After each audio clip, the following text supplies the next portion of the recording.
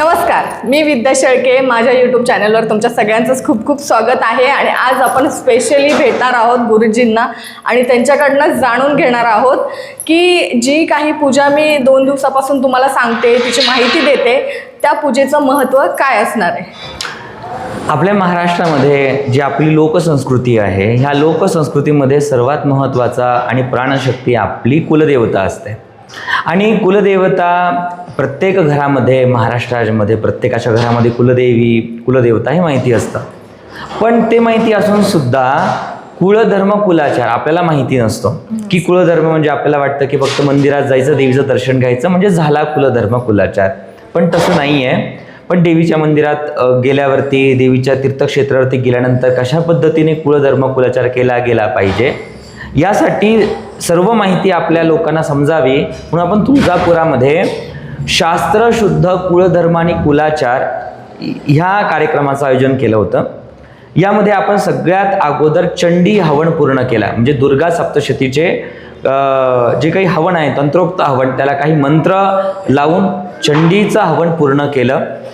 त्यानंतर आपण जेव्हा कुलदेवतेच्या दर्शनाला जातो त्यावेळी आईसाहेबांना योग्य पद्धतीने तिचा मानसन्मान झाला पाहिजे.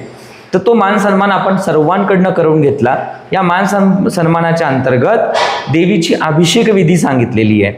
पण तीर्थक्षेत्रावरती गर्दी असलेली भाविकांचं सर्व संख्या तेवढं व्यवस्थित पद्धतीने होऊ शकत नाही. म्हणून आपण ही व्यवस्था ह्या ठिकाणी त्याची व्यवस्था करून प्रत्येकाकडनं अभिषेक करून घेतला. वेगवेगळ्या दिव्य मंत्राने देवीचं कुंकुमार्चन आपण त्यांच्याकडनं करून घेतलं. आणि देवीला जाताना तुम्ही कशा पद्धतीने ओटी घेऊन गेलं पाहिजे, मंदिरामध्ये गेल्यानंतर काय केलं गेलं पाहिजे, याचं आपण एक प्रात्यक्षिकरण सगळ्यांकडनं करून घेतलं. असा हा आपला कुळधर्म कुलाचाराचा आपण विधी सगळ्यांसाठी इथे संपन्न केला. आणि जो होम होता तो तुम्ही किती होम होते ते 13, 10, 17? नाही, मुख्य आपला यज्ञकुंड हा एकच होता. आणि यज्ञकुंडाचं तुम्ही पाहिलं असेल की यज्ञकुंडाचा आकार हा सर्वात जास्त मोठा होता. आणि यामध्ये साधारण 18 जोड्या आपण पूजेसाठी बसवल्या होत्या. आणि दुर्गा सप्तशतीचे श्लोकांना वेगवेगळे तंत्रोक्त मंत्र लावून आपण दुर्गा देवीचं म्हणजे भवानीचं हवन इथे संपूर्ण केलं. आणि आपली जी काही सर्व टीम आहे, जे काही ब्राह्मण वृंद आहे, हे कर्नाटक आणि केरळ इथून येतात. आणि ते सर्व आचार्य व्यवस्थित विधी विधान शास्त्रोक्त पद्धतीने पूर्ण विधान करतात. सकाळी 9:30ला सुरू झालेली पूजा तुम्ही पाहिलं असेल की सायंकाळी 6 वाजेला आपली पूर्णाहुती झाली. हो, बरोबर. आणि आम्हाला जर आता माझे जे कोणी प्रेक्षक असतील आणि सगळेच महाराष्ट्रातले, ज्यांना कुणाला तुम्ही कसं तुमच्यापर्यंत पोहोचता येईल आणि तुमच्यासोबत कसं जोडलं जाऊ शकतो आपण, त्याची थोडीशी माहिती. आपलं मुख्य जे कार्य आहे हे कार्य चालतं श्री पीतांबरा बगलामुखी शक्तीपीठम अहिल्यानगरच्या माध्यमातून. आणि आपल्या पीठमचं मुख्य ध्येय हा आहे की जनमानसामध्ये श्रीविद्या साधनेचा प्रचार व्हावा, दशमहाविद्या साधनेचा प्रचार व्हावा आणि तो गुरु परंपरा अंतर्गत जनमानसामध्ये त्याची साधना पोहोचावी. म्हणून ज्यांना आपल्या काही अडचणी असतात ते पीठमशी त्यांचा संपर्क होतो. प्रत्येकाला आपण एक व्हॉट्सअप चॅनलची लिंक देतो, त्यावरती सगळे अपडेट तुम्हाला भेटत जातात. तर अहिल्यानगरला शिंडी बायपास या ठिकाणी आपलं पीठमचं स्थापना झालेली आहे. तिथे दशमहाविद्या आणि श्रीचक्र तिथे स्थापित आहे. कालभैरव जयंती हा खूप मोठा उत्सव आहे आपल्या पीठमचा. आणि महाराष्ट्रातलं हे पहिलं शक्तिपीठ असं आहे की ज्या ठिकाणी भगवती बगलामुखी स्थापित आहे आणि संपूर्ण दशमहाविद्या स्थापित आहे. तर ज्यांना असेल त्यांनी दिलेल्या वेळेमध्येच दर्शनासाठी तुम्ही आपल्या पीठममध्ये येऊ शकता. आणि जो काही व्हॉट्सअप ग्रुप दिलेला आहे तिथे तुम्ही माझ्याशी कनेक्ट राहू शकता. थँक्यू, धन्यवाद. तीर्थक्षेत्रावरच ही पूजा केली जाते. आणि हे आहे तुळजापूरमधलं एक असं ठिकाण जिथे होम सुरू होता. आणि बऱ्याचशा गोष्टी मी तुम्हाला ह्या व्हिडिओच्या मार्फत माझ्या मोडक्या तोडक्या शब्दांमध्ये मी सांगण्याचा प्रयत्न करेन. सगळ्यात आधी तर मी स्वतःला खूप भाग्यवान समजते की आई तुळजाभवानीच्याच इच्छेने मी ही ट्रिप मिळाली. त्यांच्या मॅडमच्या रूपामध्ये ह्या सगळ्या सोहळ्याचा एक भाग मला बनता आला. आणि मलाही कल्पना नव्हती की एवढं मोठा कार्यक्रम इथं होणार आहे. इतक्या सगळ्या सोहळ्यासोबत मी स्वतः जोडल्या जाणार आहे. मी खरंच स्वतःला भाग्यवान समजते की इतके सगळे जगात गाड्या आहेत, सगळे ड्रायव्हर आहेत, पण मॅडमनी माझीच गाडी निवडली. आई तुळजाभवानी त्यांना बुद्धी दिली की मी पण ह्या कार्यक्रमाचा भाग होऊन तुमच्यापर्यंत हा व्हिडिओ पोहोचावा, ही तिची इच्छा असेल, म्हणून हे कार्य माझ्याकडनं घडवून घेतलं असेल. आणि इथं आल्यानंतर इतकी पॉझिटिव्ह एनर्जी होती.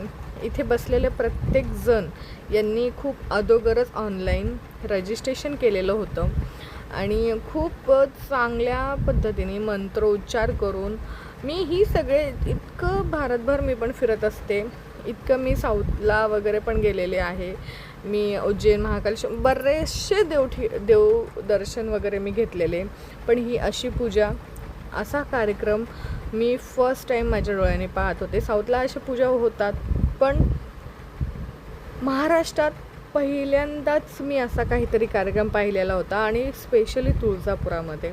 कारण की हा माझ्यासाठी फर्स्ट एक्सपिरियन्स होता की तुम्ही एखाद्या देवस्थान जाता, तिथे तुमच्याकडनं पारंपरिक पद्धतीने अभिषेक करून घेतला जातो देवीचा. मंत्र उच्चारांनी तुमच्याकडनं देवीच्या सगळ्या ओटी वगैरे भरण्यापासून ते इथे कन्यापूजन वगैरे सुद्धा झालेलं, कुंकुमार्चनसुद्धा झालेलं, पण ते सगळंच मी शूट करू शकले नाही कारण की मला पण खूप लेट होत होतं. म्हणजे लेट म्हणजे व्हिडिओ मोठा होत होता, त्यामुळे सगळ्याच गोष्टी इथं मी सांगू शकले नाही तुम्हाला, सगळ्या गोष्टी प्रॉपरली दाखवू शकले नाही. तर मी तुम्हाला एक सल्ला देईल की तुम्ही खरंच पीठमसोबत जोडा, म्हणजेच तुमच्या आयुष्यातले दुःख खरंच नाहीसे होतील.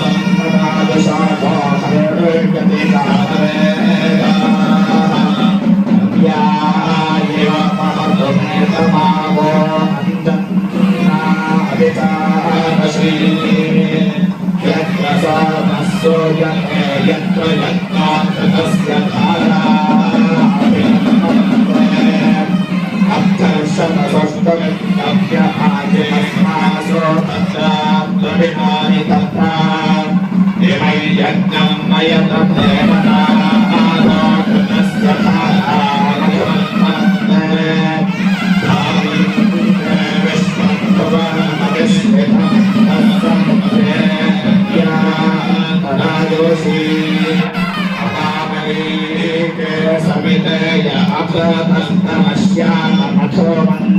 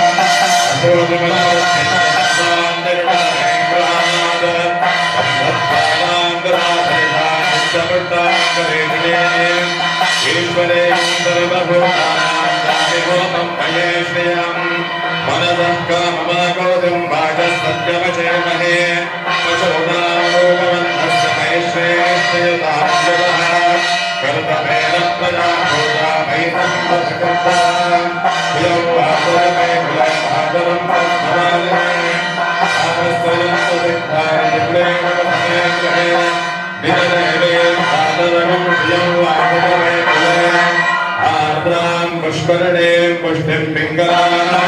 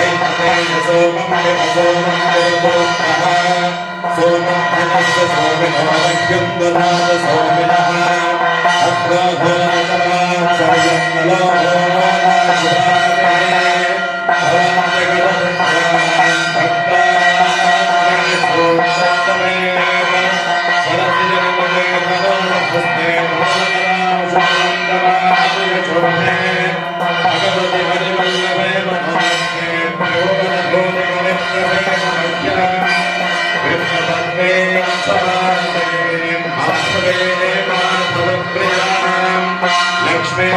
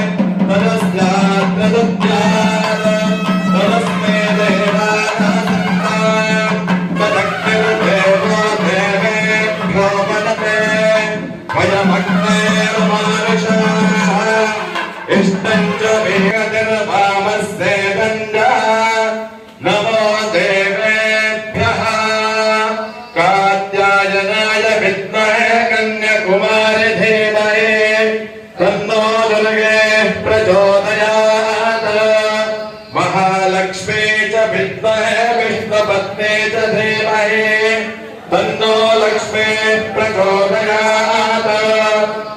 सकाळपासून सुरू असलेला हा कार्यक्रम सगळ्यात आधी अभिषेक, कुमकुम अर्चन, होम, हवन, त्यानंतर कन्यापूजन, त्यानंतर आईची ओटी भरण, हे सगळे कार्यक्रम पार पडता पडता हा आहे आता देवीचा जागरण गोंधळाचा कार्यक्रम. तर तुम्हाला मी एकच गोष्ट आवर्जून सांगेल, जर आयुष्यात खरंच तुम्हाला वाटत असेल दिशा मिळत नसेल, माझं लग्न होत नाही आहे, मला शिक्षणामध्ये व्यवसायामध्ये कोणत्याच कामात यश येत नाही आहे, तर नक्कीच गुरुजींसोबत एकदा जोडल्या जा, एकदा स्वतः अनुभव घ्या आणि नक्कीच तुम्ही हा व्हिडिओ पाहिल्यानंतर मला खरंच थँक्यू म्हणणार आहेत. कारण की हा व्हिडिओ आणि मी स्वतःला खूप लक्की समजते की मी त्यांच्या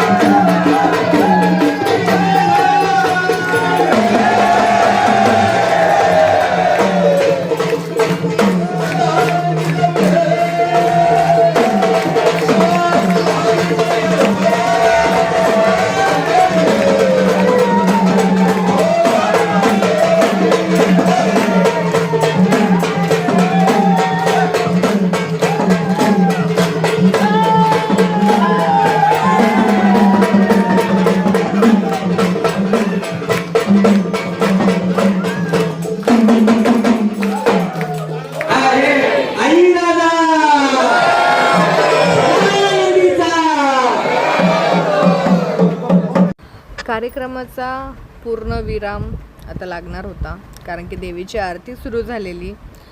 मी सारखं तेच सांगते की व्हिडिओ खूप मोठा होत होता, त्यामुळं मी खूप शॉर्ट्स व्हिडिओ कट्स या व्हिडिओत दाखवलेले आहे. पण तरी पण एक गोष्ट, परत एक सल्ला नक्कीच जाता देईल की तुम्ही तुमचे प्रॉब्लेम घेऊन नक्कीच एकदा पीठमला जा. तिथं तुमच्या दुःखांचं निवारण 100% होईल. आणि हा व्हिडिओ शेवटपर्यंत पाहिला असेल त्यासाठी मनापासून धन्यवाद.